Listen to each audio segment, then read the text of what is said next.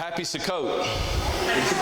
This is Shemini Azeret. Y'all say that. Shemini Azeret. Anybody know what that is? The great 8th day.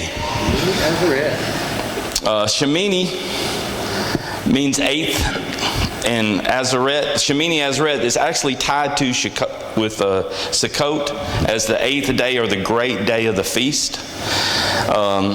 In numerology, 8th has a connotation of new beginnings. So instead of going 1, 2, 3, 4, 5, 6, 7, 1, Jehovah continues. There's new beginnings, but yet it's built upon the foundations that's already been laid. So it's not 1, 2, 3, 4, 5, 6, 7, 1. It is a new beginning, but it's still the foundation has already been laid. One of the 8th day many times is in the Old Testament, or what we call the Tanakh, many times. One of the things that I thought about trying to share with you so that you could get a flavor of what the 8th day was is in Leviticus chapter 8. It starts in verse 33. You don't necessarily have to pull it up. I'm just going to summarize it for you. It's the ordination of the priest of Aaron. Mark preached on it not that long ago. And basically what happened is Aaron and his sons had to go into the tent of meeting for 7 days, and they didn't come out for 7 days. Oh, by the way, so that you don't die. Just side note. So there was something that was taking place in the presence of Jehovah that was preparing them to be the mouthpiece for the people. So the 8th day, when Moses, this is interesting. There's so much in there. Moses called them out on the 8th day. And then they came out of what they had been prepared for to step into. Now they had the authority to do what they had been prepared for. Yeah. That's what the 8th day is about. The 8th day is eternity. We are in the preparing ground right now. I can't wait to see what we're going to be. Come on. I mean, this is a shadow. If that, we talk about sukkahs. I don't want to get too far ahead of myself, but I only got one thought anyway, and it ain't going to take very long. We talk about a sukkah. A sukkah is a temporary dwelling, and for 7 days, we're commanded to live or eat or whatever in sukkahs, right? Well, we all have our nice homes with the roof that most of them don't leak. There's been times when mine's leaked and you have to fix it type of thing. But, you have a nice roof, you have heat, you have air, you have walls, the wind don't blow through type of thing. So you have a sense of security in your home. Well, God says, get out of your comfort zone for 7 days and trust me. Go out there and live in the elements and just trust me. Because I'll provide for you. And he also wants us to get reconnected with him, because one of the things about the sukkah is let the top be open so that you can see the heavens. I mean, you can just get sticks and lean them together and lay under a tarp. It's not, you don't have to be a master builder. I look forward to Sukkot in the future, because I don't even think we get it yet. I think we're going to learn things, even the eternities, we're going to learn things about our Father and His Son on these feast days that we just never dreamed, thought, or imagined yet, because they're being prepared now.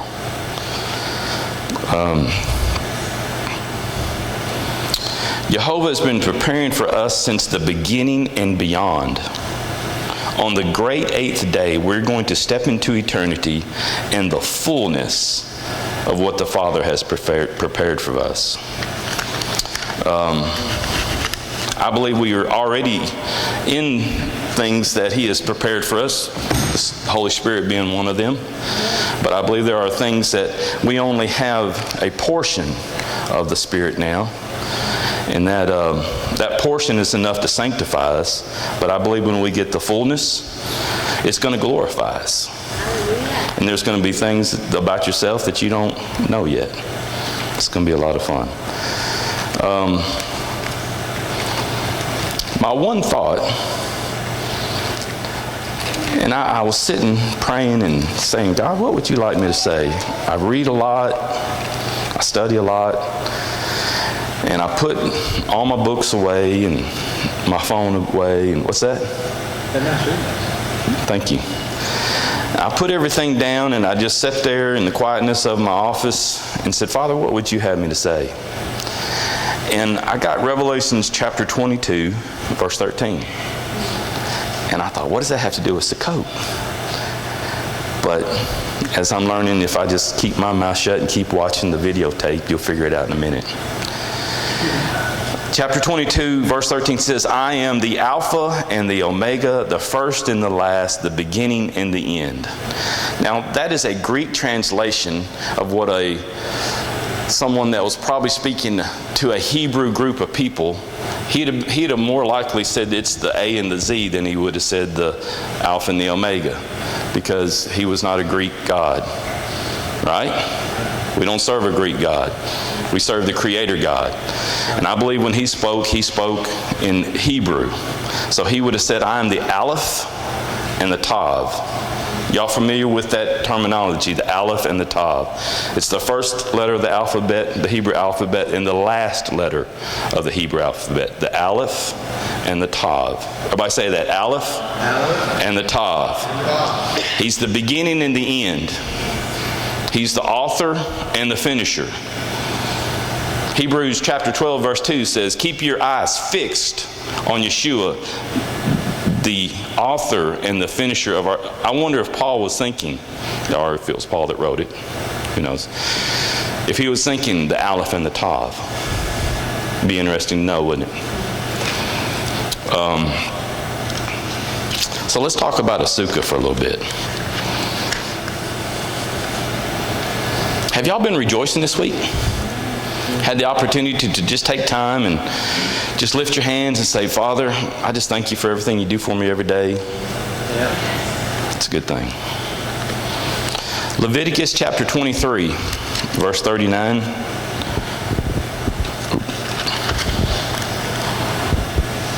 On exactly the 15th day of the 7th month, it's another interesting thought.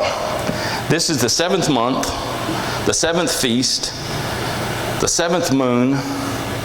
I mean, there's like 4 sevens going on here. Everything is falling into perfection. Stepping into eternity.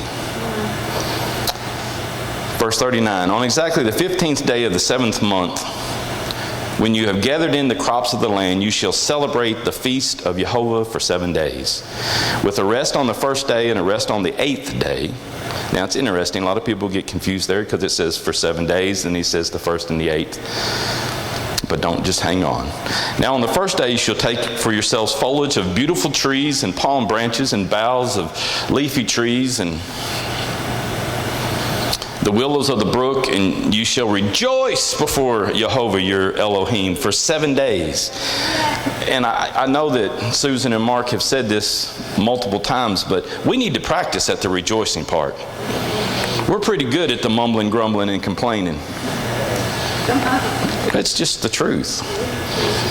So we just need to get over ourselves and learn how to rejoice. For 7 days. And you shall celebrate it as a feast to Jehovah for 7 days, and it shall be a perpetual statute throughout your generations. What does perpetual mean? Y'all tired of hearing that yet?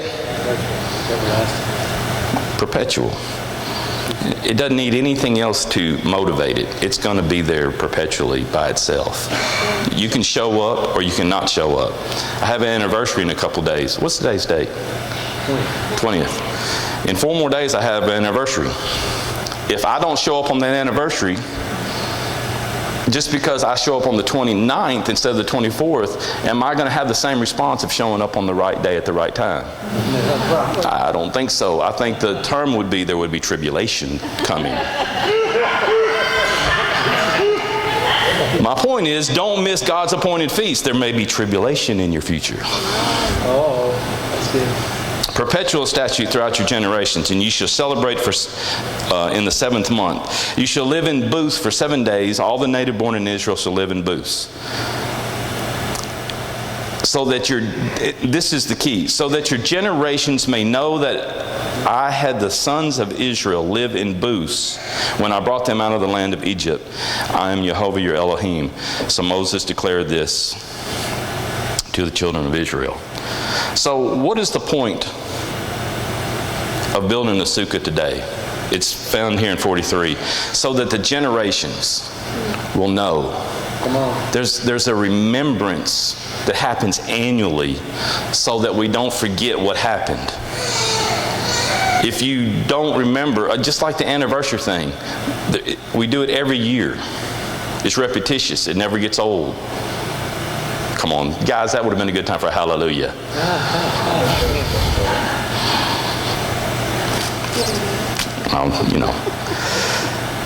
It's a reminder of the power of Jehovah to deliver. Because where did the children of Israel come from? The hand of slavery, bondage. So it's a picture of remembering the power of Jehovah to deliver, as a reminder of the power of Jehovah to provide. It's remembering the hardships in the journey from the bondage to the promised land. Because we're all in that journey.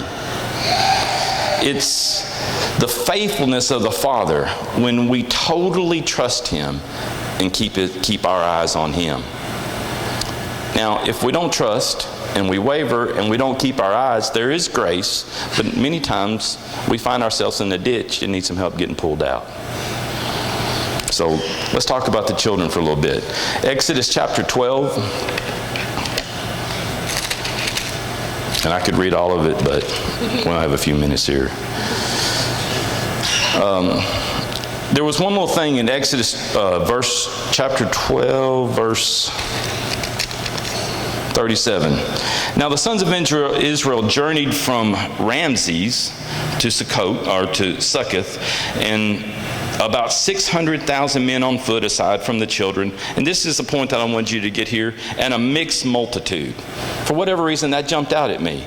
There was a whole bunch of people in Egypt that saw the power of God and said, hey, there's something going on. Over in Goshen, they don't have darkness, flies, frogs, all that stuff, blood.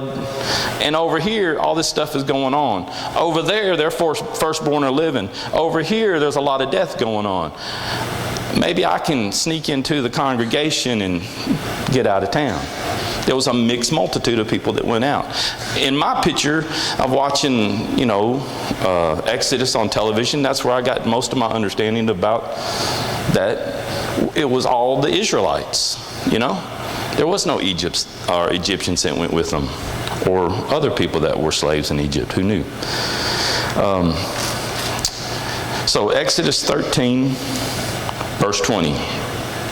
Then they set out from Succoth and camped in Etham in the edge of the wilderness. And the point there was camped. What did they camp in? Booths or sukkahs. And Jehovah was going before them in a pillar of the cloud by day and led them in the way, and the pillar of the fire by night to give them light, that they may travel in the day and the night. He did not take away the pillar of cloud by day, nor by the pillar of fire by night from before the people. At this point, they didn't really know God yet. They had been in slavery for a long time. Now, I don't know how long they'd really been under the hand of bondage. I know they had been in Egypt for 430 years or something like that. But I don't know exactly when the king died, and, I don't know all that kind of dates. But for generations, they had been in slavery. So there was a culture of slavery. It's more than just a flippant thought and you can step out of it. It was ingrained, inbred into them. Okay? So actually when they left, God said, I could take them this way, it'd be a whole lot easier, but they might end up in war. And they're so weak right now, I don't even think they could handle a fight. So He steered them a different way. It took them a little out of the way, but He had a purpose and a plan for it. Because He knew they were so beat down. Sometimes God takes us through the wilderness because we can't handle the short route. Come on. Because He has a purpose and a plan for us to learn. Jehovah was their everything. All they knew is in Goshen, they were safe, and over there was darkness and plagues and fire and hell and all that kind of stuff. And they thought, this guy is really stronger than the gods of Egypt. Just don't tick him off. You come on, be real. They were people. They had to think, this is God. I don't know how to act in his presence. They had to be afraid. But he was everything to them. He was their protection, their guide. They didn't know where they were going. They didn't know how they were going to eat. They didn't know how they were going to get water. They didn't know any of those things. All they knew is they were getting out of Egypt, under the hand of slavery. And there was a taste of freedom out there somewhere, and they were willing to go. Good. He was their protection, their guide, their provider, their defender, their shelter, their food, their drink, their sustainer, and a constant hope. In verse 22 it says, and he did not take away the pillar of cloud by day, nor the pillar of fire by night. He never left their presence. He never got to where their eyes couldn't see him, because if they'd have lost it if they couldn't see him. So let's keep reading chapter 14. Jehovah told Moses it's time to camp by some place called Pi-hahiroth, something like that. And it was near the edge of the wilderness. And then God says, I'm going to harden Pharaoh's heart. I'm thinking, wait a minute. As a kid, I never understood that. You just got them free, and now you're going to send the people that you freed them from after them. And you're the one that's causing them to go after them. And they're already afraid. What's up with that? You ever think about sometimes, it's kind of like the old saying, jump out of the frying pan into the fire. That's what they had to feel like. We're finally out of Egypt. Oh no, look, here comes the Egyptians. Right. You know, I thought you could protect us. Let's keep reading. So he's going to harden their heart. Verse 10, it says, and Pharaoh drew near the sons of the sons of Israel, and the sons of Israel looked, and behold, the Egyptians were marching after them. The entire time, what had they been doing? They had their eyes on God. The fire by night, cloud by day. So this is the first time that they took their eyes off and now they're looking at their enemy. Again, Hebrews chapter 12, fix your eyes on Yeshua. Every one of us have things we're going through today. But just like these people right here that were going through the wilderness, we have to keep our eyes on Yeshua. And Pharaoh drew near, and the sons of Israel looked, and behold, you know what behold is, right? In a gasp in amazement. And they became very frightened, and the sons of Israel cried out to Jehovah. And they said to Moses, is it because there were no graves? Listen to their heart. Was it because there were no graves that you have brought us out to deal with us in this way, bringing us out of Egypt? Is this not what we had spoke to you in Egypt, saying, leave us alone that we may serve the Egyptians? For it would have been better for us to serve the Egyptians than to die in the wilderness. You see where they were? That's a culture of slavery. It's better just to die where we're at than take a chance on freedom. That's culture. That's why people say you never get out of this neighborhood. That's culture. But let me tell you something, brothers and sisters.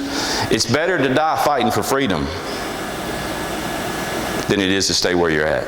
Thank you. Yeah. It's better to die in the wilderness than just to live a long life in slavery. That's good.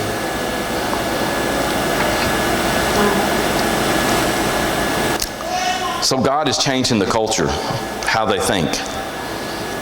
And he knows that they can't do it themselves, so he's got to do it for them. So listen to what he introduces. Verse 13 of chapter 14 of Exodus. But Moses says to the people, do not fear. Stand by and see the salvation of Jehovah, which he will accomplish for you today. For the Egyptians, from whom you have seen today, you will never see them again forever. Hallelujah. All right, that's the English translation. I recently got a copy of what's called the Sefer, and it shows everywhere that the Aleph and the Tav has been left out of our Bible. So let me read it to you a little different. I just wrote some notes in my Bible, so I wouldn't have to look it up in there. But Moses said to the people, do not fear, stand and see what Aleph Tav, Yeshua, Yeshua, your Jehovah, which will stand and accomplish for you this day. Come on. Stand and watch what Aleph Tav. Remember in the beginning what we said Aleph Tav was? The beginning and the end? Stand and watch what the beginning of your faith and the perfecter of your faith will do for you. We have salvation written in here. But that's Yeshua. So what was he introducing to them? What's the number one thing into the culture of changing them from slave mentality to being free? Yeshua is going to do something for you that you cannot do for yourself. True. It's good. That's my whole thought. And because there were some of these people that grabbed a hold of it and got it. Joshua, Caleb, and there was others. They got a hold of it. There was a lot of murmuring and complaining going on. If we can learn anything, as Susan said recently, don't murmur and complain when we get into the next step of the wilderness. Right. Enjoy what God has provided for you. Because their clothes didn't wear. If you go into, not Nathan. My mind just went blank. No, it's right before Esther. Nehemiah chapter 9. It talks about their clothes never wore out. You know, they weren't sick. They had everything that they really needed, they had. But they weren't satisfied with what God had provided for them. If we can learn anything from the Sukkot, from looking back and us having a meal in a sukkah, because they had to live in sukkahs for all those years. If we can learn anything, don't mumble, grumble, and complain at what God provides for us in the season to come. And always keep your eyes on Yeshua, because he's doing for you what you cannot do for yourself. Amen. Happy Sukkot.